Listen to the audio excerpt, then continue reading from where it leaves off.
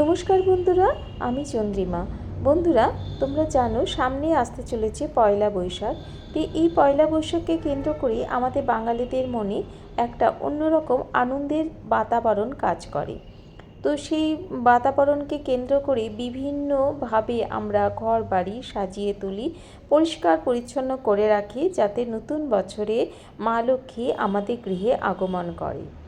তো সেই জন্য প্রথমেই আমরা একটা ডোর আলপনা আঁকি বাড়ির সামনে, যেখান দিয়ে মা লক্ষ্মী আমাদের গৃহে প্রবেশ করবে। তো আমিও সেই রকমই আজকে একটা ডোর আলপনা তোমাদের জন্য এঁকেছি, ভীষণই সহজ। আর মাঝখানে লিখেছি এসো হে বৈশাখ। তোমরা অন্য কিছুও লিখতে পারো, তো আমার এটা ভালো লেগেছে তাই আমি লিখেছি। আর বন্ধুরা, যদি ভালো লাগে লাইক কমেন্ট ও শেয়ার করে আমার পাশে থাকো।